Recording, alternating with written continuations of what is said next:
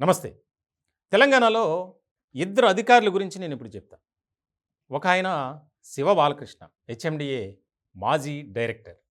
ఆదాయానికి మించినటువంటి అక్రమాస్తుల కేసులో ఏసీబీ అధికారులు అరెస్ట్ చేశారు. తాజాగా ట్రైబల్ వెల్ఫేర్ డిపార్ట్మెంట్‌లో ఎగ్జిక్యూటివ్ ఇంజినీర్‌గా పనిచేస్తున్నటువంటి జ్యోతి. ఆవిడ రూ. 84,000 లంచం తీసుకుంటూ రెడ్ హ్యాండెడ్‌గా దొరికిపోయారు. అయితే శివబాలకృష్ణ ఆదాయానికి మించినటువంటి అక్రమాస్తుల కేసులో దొరికారు. దానికి సంబంధించి సోదాలు జరిపారు. అనేక మందిని విచారించారు. అనేక విలువైనటువంటి డాక్యుమెంట్స్‌ను, కీలకమైనటువంటి పత్రాలను స్వాధీనపరుచుకున్నారు. దానికి సంబంధించి విచారణ వేగంగా జరుగుతుంది. దాదాపు ₹1,000,00,000 అక్రమాస్తులు సంపాదించారనేది అభియోగం. ఓకే. ఇది కాసేపు పక్కన పెడదాం. ఇప్పుడు తాజాగా ఏసీబీ అధికారులకు లంచం తీసుకుంటూ దొరికినటువంటి జ్యోతి ట్రైబల్ డిపార్ట్మెంట్లో ఆవిడ ఎగ్జిక్యూటివ్ ఇంజినీర్ హోదాలో ఉన్నారు. ఈవిడ గురించి చాలా ఆసక్తికరమైనటువంటి అంశాలు బయటకు వస్తున్నాయి. ₹84,000 లంచం తీసుకుంటూ దొరికారు.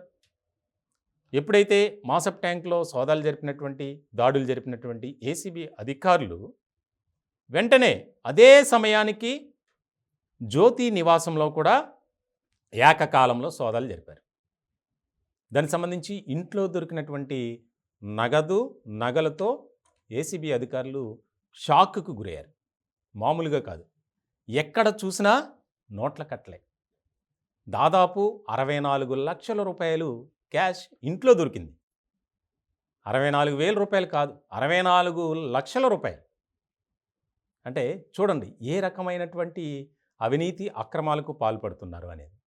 అంతేకాదు జ్యోతి ఆమె నివాసంలో దాదాపు కోట్లాది రూపాయలు విలువైనటువంటి కేజీల కొద్దీ బంగారం. ఎక్కడ చూసినా నగదు, నగలే. అలాగే సేమ్ శివబాలకృష్ణ ఇంట్లో కూడా అదే జరిగింది. ఆయన నివాసంలో అయితే ఇంకెక్కువ, ఈవిడి నివాసంలో ఇది. అయితే జ్యోతి వ్యవహారానికి సంబంధించి ఆమె ఇంట్లో కొన్ని విలువైనటువంటి డాక్యుమెంట్స్ని ఏసీబీ అధికారులు స్వాధీనపరుచుకున్నారు. ఆ డాక్యుమెంట్స్ ఆధారంగా ఇప్పుడు విచారణను స్పీడప్ చేశారు. హైదరాబాద్ నగరంలో ఎక్కడ చూసినా ఖాళీ భూములు. ఇప్పుడు ఏసీబీ అధికారులు ఆ స్వాధీనపరుచుకున్నటువంటి ఆ డాక్యుమెంట్స్ ఆధారంగా విచారణను వేగవంతం చేశారు. ఇప్పుడు ఇది కీలకమైనటువంటి పరిణామంగా మారింది.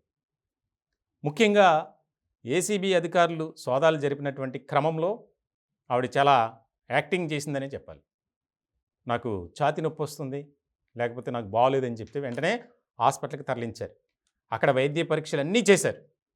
డాక్టర్లు నిర్ధారించింది ఒకటే, ఆమె ఏమీ లేదు, ఉత్తుత్తిగానే ఇలా చేసింది అని. సో ఇలాంటి సందర్భంలో చాలా విలువైనటువంటి భూములు తాలూకు డాక్యుమెంట్స్ దొరికాయి. కోట్లాది రూపాయలు విలువైనటువంటి డాక్యుమెంట్స్. ఇప్పుడు ప్రధానంగా ఆమెపై వినిపిస్తున్నటువంటి ఆరోపణ ఒకటి, గత ప్రభుత్వంలో చాలా కీలకమైనటువంటి వ్యక్తి ఒకరికి బినామీ అనేది. అది నిగ్గు తేల్చే పనిలో ఏసీబీ అధికారులు దానికి సంబంధించి విచారణను చాలా స్పీడప్ చేశారనే చెప్పాలి. చాలా కీలకమైనటువంటి అంశంగా ఇది చూడాలి. ఎందుకనంటే అధికారాన్ని అడ్డు పెట్టుకొని అధికారులను ఏ రకంగా వాడుకున్నారు గత గులాబీ పార్టీలోని నేతలు అనేది మనం ఇక్కడ అర్థం చేసుకోవాలి. చాలా కీలకమైనటువంటి అంశం. ఎందుకంటే శివబాలకృష్ణ వ్యవహారంలో ఇదే రకమైనటువంటి పద్ధతి జరిగింది. 10 ఏళ్లలో ఆయన ఇష్టారాజ్యం అయిపోయింది. 2018 నుంచి అయితే ఆయన అక్రమాస్తులు రెట్టింపులో సమకూర్చుకున్నారు. ఏసీబీ అధికారుల నిర్ధారణలో తేలింది. ఇలాంటి క్రమంలో వారి పాత్ర కూడా చాలా ఉంది. ఇప్పుడు ఏసీబీ అధికారుల అనుమానం చాలా ముఖ్యమైనటువంటి పరిణామంగా మారింది. కేవలం ఒక కాంట్రాక్టర్కి సంబంధించి ఒక ఫైల్ మీద చిన్న సంతకం కోసం ₹1,00,000 డిమాండ్ చేసిందంటే ఆవిడ ఏ రకమైనటువంటి అవినీతికి పాల్పడుతున్నారో మనం ఇక్కడ బాగా అర్థం చేసుకోవాలి. అంత డబ్బు ఇంట్లో ఎందుకు పెట్టుకున్నారు? అంత బంగారం ఇంట్లో ఎందుకు పెట్టుకున్నారు? అంటే ఒకవేళ బ్యాంక్లో డిపాజిట్ చేస్తే అనుమానం. దాన్ని బట్టి విచారణను చాలా వేగవంతంగా చేస్తుంది ఏసీబీ. చాలా కీలకమైనటువంటి పరిణామం ఇంకొకటి ఏంటంటే, ఎవరైతే జ్యోతి ఉన్నారో ఆమెకు సంబంధించినటువంటి కొంతమంది కీలకమైనటువంటి వారు ప్రభుత్వ ఉద్యోగాల్లో ఉన్నారు. తెలంగాణ ప్రభుత్వంలో, ఏపీలో కూడా. వారిని కూడా విచారించాలి అనే ఆలోచన కూడా చేస్తున్నట్లు మనకు సమాచారం. చాలా కీలకమైనటువంటి అంశంగా ఇది చూస్తుంది ఏసీబీ. ఎందుకనంటే ఒక సామాన్య అధికారి లక్షల్లో జీతం ఉంటుంది. సరే, కానీ ఆ జీతంతో సరిపెట్టుకోకుండా ఇంత డబ్బు ఎందుకు సంపాదించారు? ఎలా వచ్చింది? ముఖ్యంగా ఎలా వచ్చింది? 64 లక్షల రూపాయలు ఇంట్లో బీరువాలో, ఆయా ర్యాక్స్లో, టేబుల్ కింద, మంచం కింద, పరుపు కింద, తలదిండ్లు కింద, అలాగే బంగారు ఆభరణాలు. అప్పుడేమో ఆయన, ఇప్పుడేమో ఈవిడి. ఏ రకమైనటువంటి అవినీతికి పాల్పడ్డారు అనేది అర్థమవుతుంది. వరుసగా ఏసీబీ దాడులు జరుగుతూనే ఉన్నాయి. ఎక్కడా కూడా ఎవరు భయపట్ల అధికారులు. దీనికి సంబంధించి చాలా కీలకమైనటువంటి పరిణామంగా మారబోతుంది. జ్యోతి వెనుక బినామీలు ఎవరు? బీఆర్ఎస్ పార్టీలో ఉన్నారా? ఏ పార్టీలో ఉన్నారు అనే దాని మీద కూడా ఒక నిఘా పెట్టింది ఏసీబీ.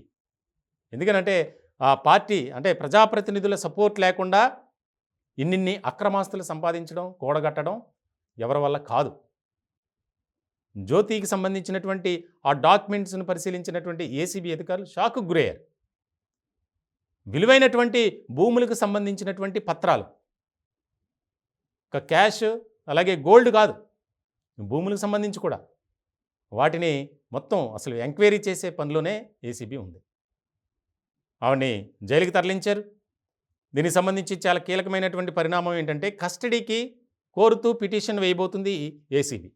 ఎందుకంటే శివబాలకృష్ణ వ్యవహారంలో 8 రోజులు కస్టడీలోకి తీసుకుని విచారించారు.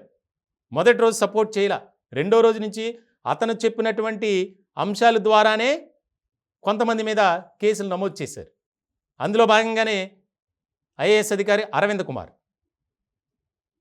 అదే రకంగా జ్యోతిని కూడా విచారిస్తే చాలా విషయాలు బయటకు వస్తాయి, కాబట్టి మాకు కస్టడీకి ఇవ్వండి అని పిటిషన్ వేయబోతుంది ఏసీబీ. చాలా ముఖ్యమైనటువంటి పరిణామంగా చూడాలి. తెలంగాణలో అధికారులు ఏ రకమైనటువంటి మైండ్ సెట్తో ఉన్నారు, వారి వ్యవహార శైలి కానీ, వారి విధానం కానీ ఏ విధంగా ఉంది అనేది మనం అర్థం చేసుకోవాలి.